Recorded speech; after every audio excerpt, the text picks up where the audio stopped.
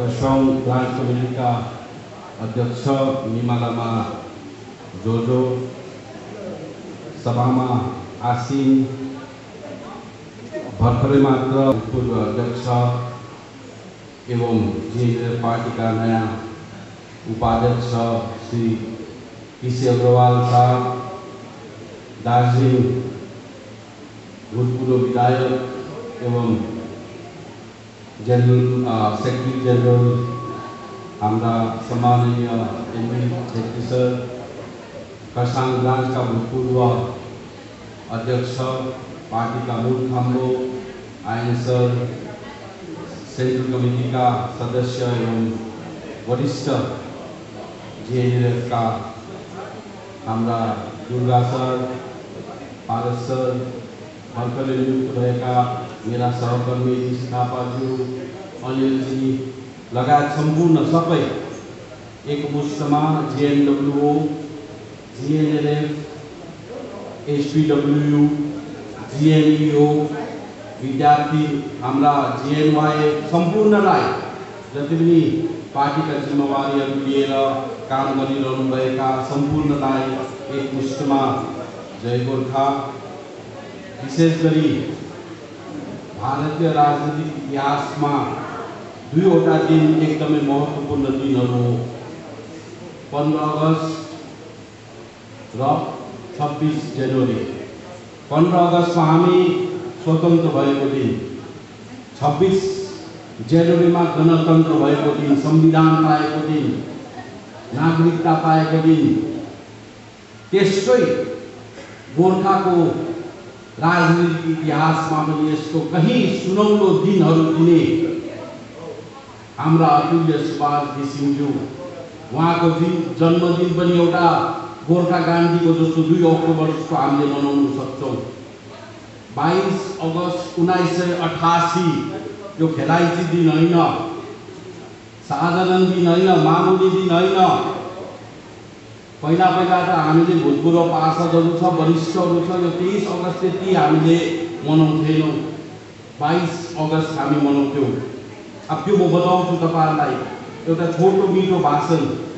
आज म धेरै राजनीति यहाँ बोल्नु सक्दैन, बोल्दिनँ पनि, किनभने यो एउटा हिस्टोरिक ओकेजन, एउटा 23 अगस्त भनिसकेपछि यहाँ अलिकति भुल त होइन, तर अब हामीले भट्ट्याउँदा चाहिँ अहिले सबैको विद्य नजर छ, जिएनएलएफलाई भुल गर्छ कि केही लुज स्टक गर्छ कि उनीहरूको दोकान चलाउनुको लागि अहिले अरू केही छैन।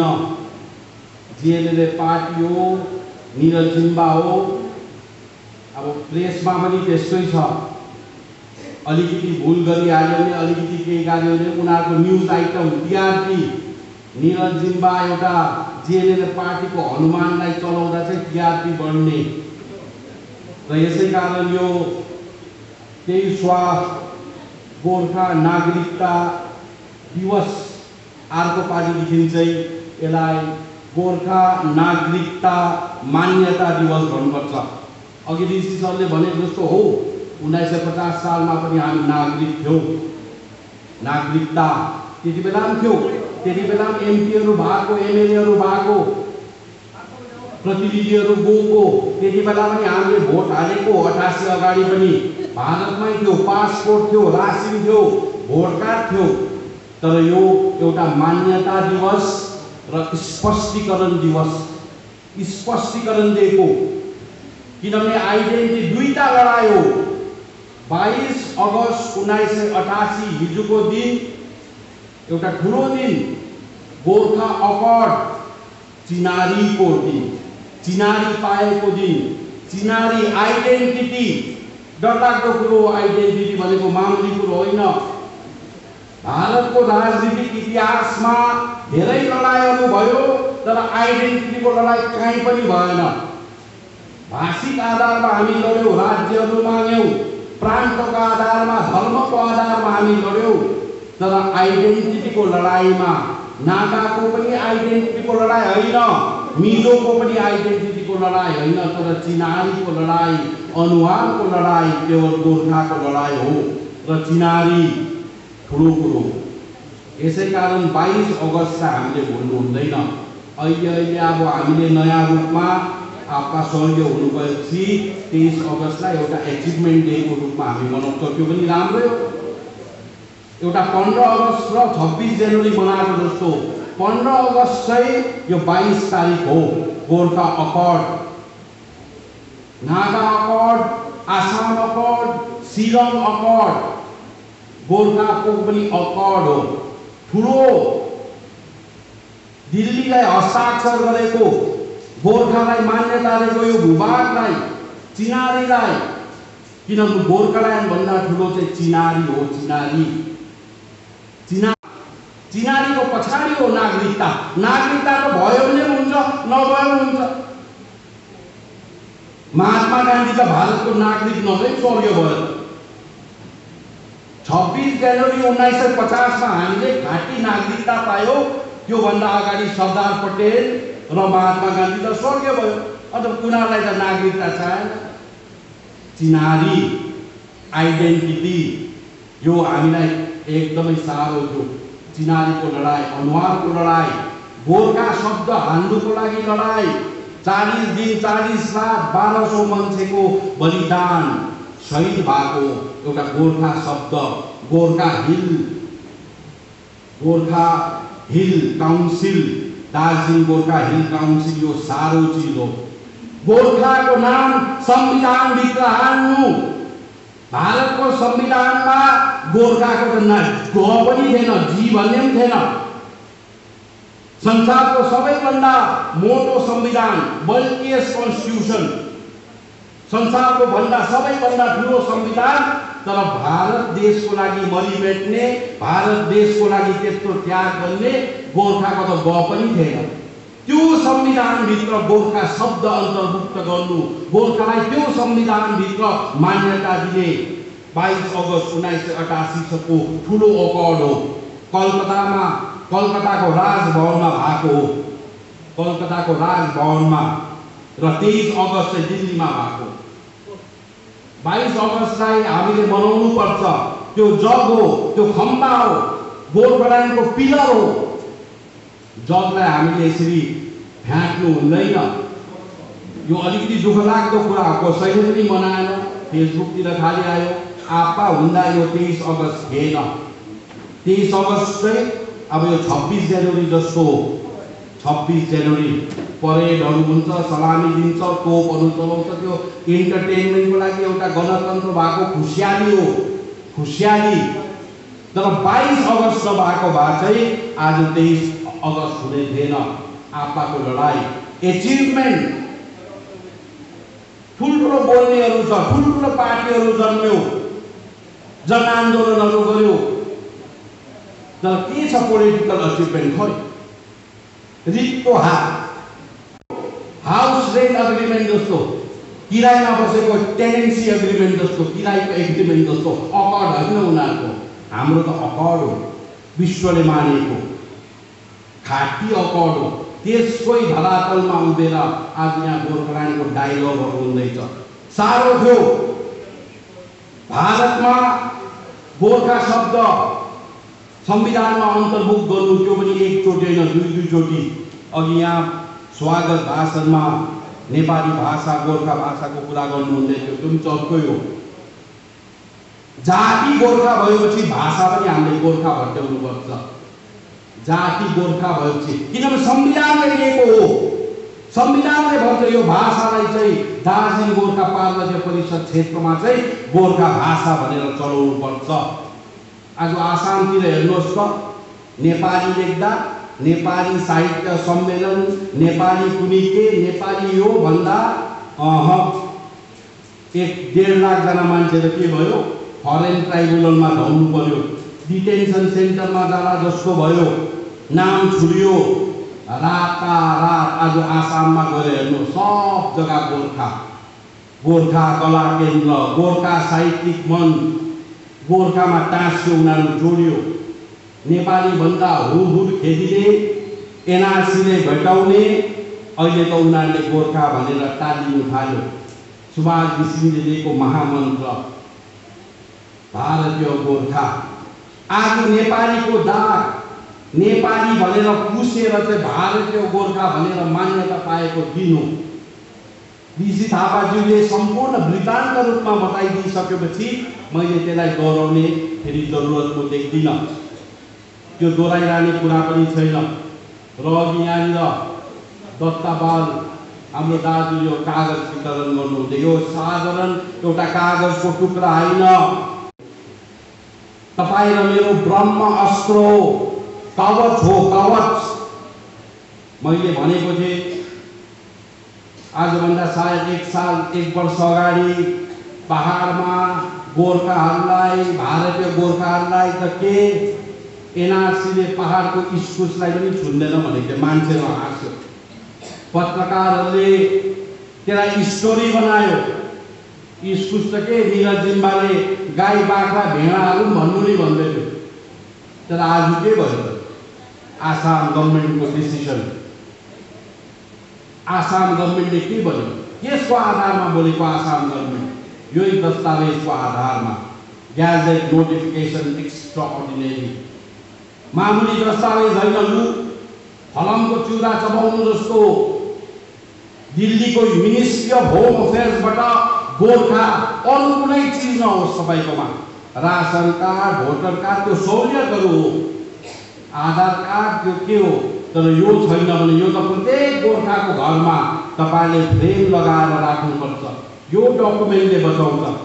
यो डकुमेन्टले सिक्किमको मुख्यमन्त्री चामलिङलाई पनि बचाएको, कङ्ग्रेसको ठुलो सांसद गोर्खाहरूको कुबेर भनिन्थ्यो मणिकुमार सुब्बालाई यो डकुमेन्टले बचाएको, लेफ्टेनेन्ट शक्ति गुरुङ पनि डिफेन्स सेक्रेटरी, मिलिट्री सेक्रेटरी, अब सेकेन्ड इन कमान्ड हो, लेफ्टेनेन्ट जेनरल डिफेन्स सेक्रेटरी भनेको त्यत्रो गोर्खालाई पनि यो डकुमेन्टले बचाएको। आज यहाँ उफ्रिन्छ, चिच्याउँछ, गोर्खाल्यान्ड भन्छ, के भन्छ, यो डकुमेन्टको आधारमा यो हाम्रो धरातल हो। षड्यन्त्र छ हामीलाई टुटाउने। जब दार्जिलिङ पहाडको भाग्यमा सिरी लेखिन्छ, टिक्किरी लेख्ने मान्छेहरू जन्माउँछ। सावधान हुनुपर्छ। आपाले भन्नुभएको छ त एउटा गीतमा, ऊ गयो शहीद भएर गयो, आफ्नो टिपट जोगाउनु भनेर गयो, अधिकारको लागि बाघ हुनु भनेर गयो, घरै भित्र शत्रु होला सावधान भनेर गयो। हामीलाई साह्रो छ, जेएनएलएफलाई साह्रो छ। अनि किनभने हामी मात्र सत्यमा हिँड्ने, जातिलाई बोकेर हिँड्ने। यहाँनिर 5 जना विभूतिहरूले स्वयं मैले एउटा जिम्मेवारी हो, ठुलो जिम्मेवारी हो, पद हो, गरिमाको पद हो, तर एउटा जिम्मेवारी हो। तर किन दियो त्यो? अब सबै कम्पिटेन्ट मान्छेहरू दिएको छ, कम्पिटेन्ट आप्पाको स्कुल पढ्नेहरूलाई, आप्पाको छाप लाग्नेहरूलाई। अघि यहाँ आयन सरले भन्नुहुँदै थियो सिंहलाई पनि जङ्गलमा ल्याएपछि डाइरेक्ट छोड्नु हुँदैन। पोलिटिकल पार्टीलाई पनि एउटा शिक्षा हो। सिंहलाई पनि ल्याएर डाइरेक्ट सर्कसमा छोड्यो भने त त्यसले त रिमास्टरलाई नै खाइदिन्छ। सिंहलाई ल्याएपछि 6-7 महिना चाहिँ पिन्जरामा हालेर ट्रेनिङ गराउनुपर्छ, डिसिप्लिन गराउनुपर्छ। भुलचुक हुन्छ सिंहलाई डाइरेक्ट छोड्दा। हामी सावधान बस्नुपर्छ। र विशेष गरी आज यो ठुलो दिवस हो। अब धेरै वक्ताहरू छ यहाँ कर्सियङमा। मैले आएर यो एउटा राजनीति हो, म राजनीतिज्ञ हो, राजनीतिमा डुबेको मान्छे हो, भिजेको मान्छे हो। राजनीति गर्नु मलाई पनि आउँछ, बोल्नु आउँछ। तर एउटा यस्तो पवित्र माहौलमा यहाँनिर आप्पाको तस्बिर राखिसकेपछि, यहाँ सैसेला उहाँले एउटा गाइसकेपछि, तर यो सैसेलाको गीत पनि हाम्रो त्यो गीत होइन, यो नेपालको भयो। दिनेश साङपाङजीले के बजाउनु भयो, अलिकति आप्पाले रचेको त्यो सैसेला बन्बो त्यो नचाउनुपर्छ। यो गीतमा अलिकति त्यो आधुनिकता त्यो छ, त्यो अलिकति मिल्दैन। यो सैसेला बन्बो एकदमै राम्रो भयो भए पनि, र सैसेला बन्बो भएपछि यो अर्कै भयो। अब सैसेला बन्बो भनिरहेको छ, डम्फुहरूले नाचिरहेको छ, त्यति बेला मैले फेरि खोज्दै राजनीति गरेर त्यो सुहाउँदैन। त्यो आउँछ, समय आउँछ, मैले बोल्नुपर्ने के कसो हो। अब के भइरहेको छ सबैलाई थाहा छ। तर भए पनि सबैभन्दा ठुलो चाहिँ आप्पा सुभाष घिसिङको सिद्धान्त हो। जिएनएलएफ पार्टीमा, अरू पार्टीको त म जान्दिनँ, जिएनएलएफ पार्टीमा चाहिँ सबैभन्दा ठुलो चाहिँ हरियो झन्डा हो र हाम्रो अध्यक्ष हो। हरियो झन्डाको सिद्धान्त अध्यक्षभन्दा ठुलो कोही पनि होइन, हुनु पनि हुँदैन र हामी अडिग बस्नुपर्छ। हुन्छ, मैले भने त दुश्मनी लाग्छ, षड्यन्त्र हुन्छ, छैटौँ अनुसूची बिगार्दाखेरि घरैभित्र दुश्मन जन्माएको, घरैभित्र दुश्मन जन्माएको। पोलिटिकल सोल्युसनको अब वार्ता खोलिँदा, वार्ताको ढोका खोलिँदा एउटा डायलग खोल्नु साह्रो हो। पोलिटिकल डायलग दिल्लीले बोलाउनु मान्छेलाई सजिलो लागिरहेको छ, मलाई पनि लाग्छ यो सजिलो तरिकाले चाहिँ केही पनि गर्नु हुँदैन रहेछ। पहिला गल्ती भयो, आयन सरहरूको गल्ती भयो। यहाँ वरिष्ठ जिएनएलएफको लिडरहरूको त्यति बेला सिनियरहरू, त्यति बेला म सानो बच्चै थिएँ, हनुमान पनि थिएन, बाँदहरू थिएन त्यति बेला म, ढेँडोहरू, अहिले त अलिक हनुमान जस्तै भएको छु। अब त्यति बेला गल्ती भयो। छैटौँ अनुसूची जस्तो यत्रो ठुलो चिज हो, हल्लाइ बिना, मान्छे नकुटी, नचिमाटी, मुसाई नमरी यत्रो ठुलो उपलब्धि ल्याउँदा चाहिँ मान्छेले डाइजेस्ट गर्नु सकेन, पत्याएन। अब यो थोत्रे भन्दा थोत्रे व्यवस्था चाहिँ एउटा नौटङ्की गरेर ल्याउँदा कस्तो त्यसको स्वागत भयो। यो त्रिपक्षीय वार्ता पनि त्यस्तै भयो। त्रिपक्षीय वार्ताको लागि त ठुल्ठुलो आन्दोलन भएको छ अरू जग्गा। डायलग खोल्नुको लागि त दिल्लीतिर डरलाग्दो धर्ना के भएको छ। तर हाम्रो सजिलो तरिकाले एउटा राजनीतिक कौशलताको कारणले गर्दा एउटा बिजेपीले यो वार्ता खोल्दा त्यति हाम्रो मान्छेले गम्भीरतापूर्वक यो चिज दिएको छैन। तर अब चिठी आउनुपर्छ, चिठी हेर्नुपर्छ। चिठी आएर त्यो तिथि तारतम्य भइसकेपछि चाहिँ एउटा चिज चाहिँ निश्चित हुन्छ, जिटिए चाहिँ अब डस्टबिनमा गयो भन्दा हुन्छ। जिटिए चाहिँ डस्टबिनमा गयो भन्दा हुन्छ। जिटिए त अब आइसियु भएको छ, आइसियु। यो जिटिएमा बसेर अब बिचारा लाल चौनेहरू धेरै छ, धेरै। सबैको लडाइँ जिटिएको लागि, जिटिएको कुर्सीको लागि। ममता ब्यानर्जी बोक्सी हो, ममता ब्यानर्जी डाइन हो भन्नेले त ममता मेरो आमा हो, ममता देवी हो भन्नु थाले। केको लागि? कुर्सीको लागि। हामीले त त्यति बेला उसलाई समर्थन गर्दा पनि देवी भनेको थिएन, उसलाई विरोध गर्दा पनि उसलाई हामीले बोक्सी भनेको छैनौँ। ऊ मुख्यमन्त्री हो। एउटा राजनीतिक धर्ममा एउटा स्ट्यान्डर्ड हुनुपर्छ पोलिटिक्समा। र दिल्लीले अब के दिन्छ? यो पिपिएस भनेको के हो? सबले सोध्छ पिपिएस भनेको के हो पर्छ त भन्ने मान्छेलाई। पिपिएस त हामीले भनेको होइन नि त। बिजेपीको घोषणा पत्रमा को पिपिएस छ त। The BJP is committed in finding a permanent political solution भनेको छ। BJP is committed in finding out. BJP को चाहिँ प्रतिबद्धता छ कि पिपिएस चाहिँ के हो हामी खोज्छौँ भनेर उसले भनेको छ। त हामीलाई कसरी थाहा था उसको पिपिएस के हो? सागर मन्थनमा शेषनागलाई रगडिँदा के निक्लिन्छ। अरू त सबै अमृतको दौमा छ। यहाँ जति पनि पोलिटिकल पार्टीहरू छ यिनीहरू अमृत खाने दौमा छ। फेरि यो अमृत जनतासम्म पुग्दैन नि, यिनीहरूले खालि स्वार्थै खान्छ यिनीहरूले। हाम्रो सुभाष घिसिङज्यू अतुल्य गोर्खा पिता चाहिँ कस्तो थियो भन्दामा सागर मन्थनमा सधैँ पोलिटिकल डायलगमा सधैँ अमृतै निक्लिन्छ भन्ने छैन नि। सागर मन्थनमा विष कसले पिएको थियो? देउताले पनि नखाने, दानवले पनि नखाने, कसैले नखाने। त्यो नखाएको खण्डमा त्यो विष चाहिँ अब त्यो विषको प्रकोप कस्तो हुन्छ त्यो विष चाहिँ रोक्नु नसक्दा, थाम्नु नसक्दा, यसै कारण देव आदि देव महादेवले विष पिउँदा चाहिँ उहाँ नीलकण्ठ भयो। कण्ठमा गएर उहाँको विष अड्क्यो। संसार बचाउनुको लागि, ब्रह्माण्ड बचाउनुको लागि, देव दानव मनुष्य पशु प्राणी बचाउनुको लागि महादेवले त्याग दिनुभयो, बलिदान दिनुभयो। विश्वको संसारको राजनीतिक इतिहासमा पनि त्यस्तै विष पिउने एउटा महान व्यक्ति सुभाष घिसिङ थिए, जसले 2005 मा जाति बचाउनुको लागि उहाँले विष पिउनु भएको। दिल्लीको पीपीएस पनि त्यही हो, सागर मन्थन हुँदैछ, तान हुन्छ। अब विष पिक्यो चाहिँ अरूले चाहिँ खाँदैन, हामी चाहिँ खान्छौँ। तर त्यो पनि जनतालाई त विष दिलाउँदैनौँ, हामी सत्य बोल्छौँ। दिल्लीले जे भन्छ त्यो पारदर्शिता हुनुपर्छ। उता त यत्रो 12 वर्षमा दिल्लीले लन्डायो भने दिल्लीले 12 वर्ष लन्डाएको होइन नि, यिनीहरूले हामीलाई लन्डाएको छ। गोर्खाल्यान्डको नाममा सत्तामा बस्नुको लागि, जिटिएको कुर्सी तताउनुको लागि गोर्खाल्यान्डको डायलग हुँदैछ। गोर्खाल्यान्ड दिन्छ, दिल्लीले टेबलमा अब डायलग भनेको एउटा लामो प्रोसेस हो। एउटै मिटिङमा फते हुँदैन।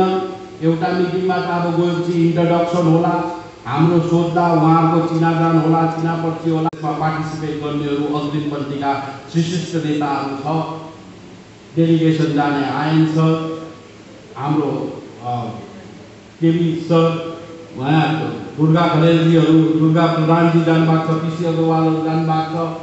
डायलग एक दिनमा हुँदैन, 12-13 चोटि डायलग गर्नुपर्छ। आपा पनि हत्तु हैरान भएको, हत्तु हैरान बनाउँछ। यसै कारण आपाले आएर भन्नुभयो, दिल्ली त तिमीहरूले चिनेको छ, देखेको छ, मैले चाहिँ दिल्ली चिनेको छु।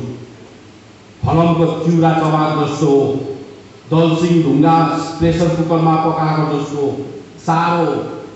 हामीले दिल्ली देखे। अहिले म किन कम्ती बोल्छु? पहिलाको जस्तो लटक्रममै त्यो म बोल्दिनँ हरेक चिजमा, किनभने अहिले मैले दिल्ली चिने। एउटा मौका दियो मलाई पार्टीले, दिल्ली चिन्ने, कलकत्ता चिन्ने, गृहमन्त्रीहरूसँग भेट्ने, प्रधानमन्त्रीसँग भेट्ने, चर्चा परिचर्चा गर्ने।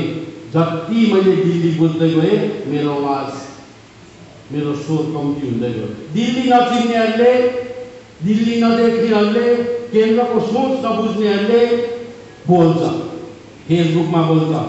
अहिले त प्राय फेसबुकमै जन्मेको नेताहरू छ। सङ्घर्ष नगर्ने, फेसबुकमा बस्यो, ठुल्ठुलो कमेन्ट लेख्यो, यस्तो छ। र आजको दिन एउटा महत्त्वपूर्ण दिन, एकदमै लामो भएर गयो। दार्जिलिङमा पनि मैले म जानुपर्ने थियो र अब आइडेन्टिटीको कुरा गरेँ। चिन्हारी 22 अगस्तले बोकेको र 23 अगस्तले बोकेको एउटा नागरिकता हो। नागरिकता ठुलो हो। यो नागरिकता, यो ग्याजेट नोटिफिकेसन, अब नागरिकता नहुँदाखेरि, नागरिकतामा स्पष्टीकरण नहुँदाखेरि, नागरिकतामा क्ल्यारिफिकेसन नहुँदाखेरि भारत देशमा राजीव गान्धीको धर्मपत्नी सोनिया गान्धी चाण्डा पनि 2 चोटि प्रधानमन्त्री हुनु पाएन। मिडियाले त भन्छ नि सोनिया गान्धीले त्याग दियो कुर्सी भन्दा, उसको रहर थियो। सुब्रमण्यम स्वामीको किताब पढ्नुहोस्, इनसाइड द करिडोर्स अफ पावर भनेर त्यहाँ लेखेको छ सुब्रमण्यम स्वामीले। सोनिया गान्धीको प्रबल इच्छा थियो प्रधानमन्त्री हुने, तर यस्तो मिसकन्सेप्सन हुँदा, इटालियनको नागरिक भएर भारतको एउटा बाउ हुँदा, उताको नागरिकता उसले उता विथड्र नगरेको खण्डमा इन्डियाको प्रधानमन्त्री हुन सकेन। एउटा ठुलो पोलिटिकल अचिभमेन्ट हो, ठुलो पोलिटिकल अचिभमेन्ट। अरू पार्टीको छैन अचिभमेन्ट। अरू पार्टीकोले के देखाउँछ अचिभमेन्ट?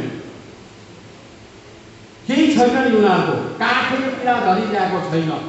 तर हाम्रो त उपलब्धिले भरेको पार्टी हो, उपलब्धिले भरेको पार्टी हो। ठुल्ठुलो मैले भने गोर्खा अकर्डहरू जस्तो, नागरिकता दिवसहरू जस्तो अन्य धेरै छ।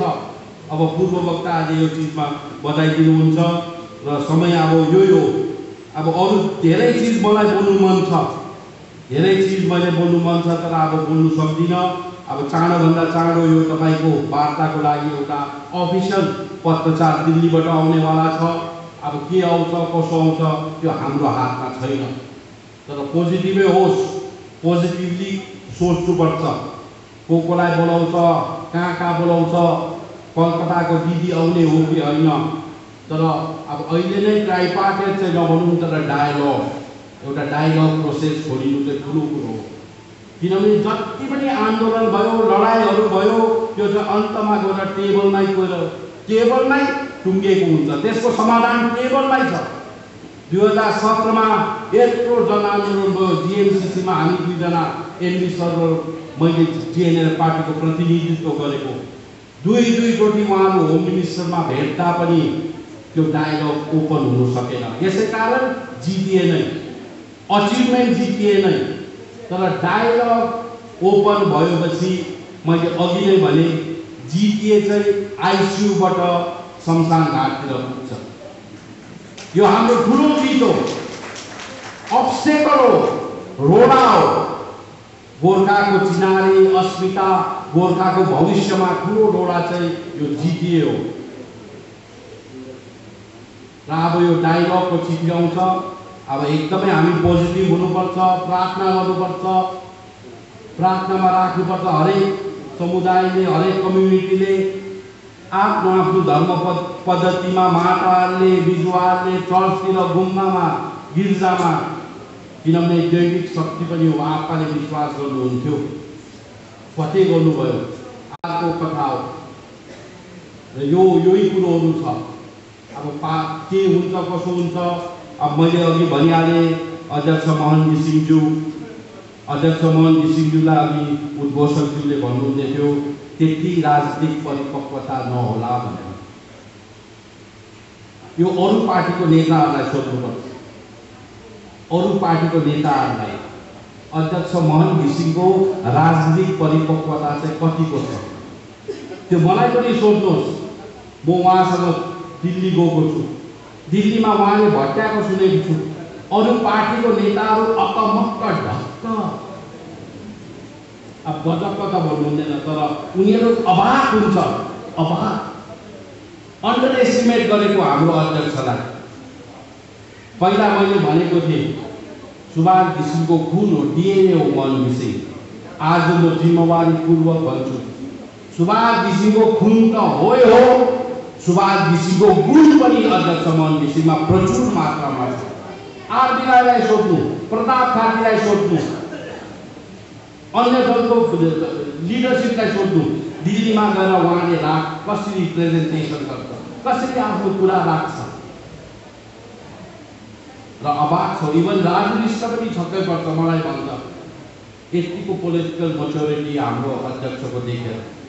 र अब त्यो मिसकन्सेप्सनमा नबस्नु कि सुभाष घिसिङको छोरामा त्यो गुण छैन, त्यो के छैन, त्यो होइन। आज पहाडमा सबै पार्टी दुई फ्याक हुँदा पनि जिएनएल सिङ्गो पार्टी, दलिलो पार्टी छ र यो हुन्छ पनि। यो बढेर जाने पार्टी हो। कसैले किन्दा, कसैले भत्काउँदा केही पनि हुँदैन। एक दुईवटा रुखहरू ढल्दा, अलिअलि आवाज आउँला, भुइँ अलिकति कम्पन होला, तर यो पार्टी बिग्रिँदैन, यो पार्टी अगाडि बढ्छ। किनभने पहाडमा एउटा आइडियोलोजीमा, एउटा सिद्धान्तमा चल्ने कुनै अरू पार्टी छैन। आइडियोलोजी हुन्छ पार्टीमा, इजमले चल्छ पार्टी। धर्म पनि इजमले चल्छ। बुद्धिज्म बुद्धको इजमले चल्छ, क्रिस्चियनिटी यीशु मसीहको इजमले चल्छ, इस्लाम प्रोफेट मोहम्मदको इजमले चल्छ, कांग्रेस गान्धी इजमले चल्छ, बीजेपी पनि अब त्यो हिन्दू आइडियोलोजी वीर सावरकर यसको इजमले चल्छ। हाम्रो पार्टी पनि सुभाष इजमले चल्छ। कम्युनिजमहरू कम्युनिस्टको इजम, मार्क्सिजम। तर अरू पार्टी केले चल्छ? कमिसनिजम, ममताइजम। र हाम्रोमा त्यो इजम छ, हाम्रोमा त्यो सुभाष घिसिङको छ। हामीले त्यति मेहनत गर्नु पर्दैन, उहाँको प्रचुर आशीर्वाद छ। र त्यस्तो सङ्कटबाट अन्तमा के भन्नु चाहन्छु, जिएनएल पार्टीलाई सबभन्दा ठुलो आघात कहिले लाग्यो? जब आत्माले हामीलाई छोडेर स्वर्गीय हुनुभयो। आत्माले छोड्दा त्यो पार्टी केही पनि भएन। आत्मा स्वर्गीय हुनु भएन, हामीलाई लट्ठालिँदै छाड्दा त उहाँको इजमले यो पार्टी बढेकै छ। बुझ्नुभयो? हामी डराउनु पर्दैन, हताश हुनु पर्दैन। तपाईँ जस्तो इमान्दार कार्यकर्ताको दाजु विश्रामी छक्कै पर्छ दिल्लीमा। तपाईहरुको हो काडरलाई मान्नुपर्छ। हाम्रो धरोहर, हाम्रो धन हामीले अरू केही नकमाए तापनि तपाईँ जस्तो होनहार क्याडर सन्दकपुरदेखि लिएर माने भन्ज्याङसम्म, सुकियादेखि लिएर सुकुनासम्म हामीले कमाएको छौँ र तपाईँको धैर्यलाई, तपाईँको इमानदारितालाई, तपाईँको पार्टीप्रति मायालाई म सलाम गर्दै मेरो सानो वक्तव्य यही अन्त गर्न चाहन्छु। जय गोर्खा, जय महङ्गी सिंह, जय गोर्खाल्यान्ड।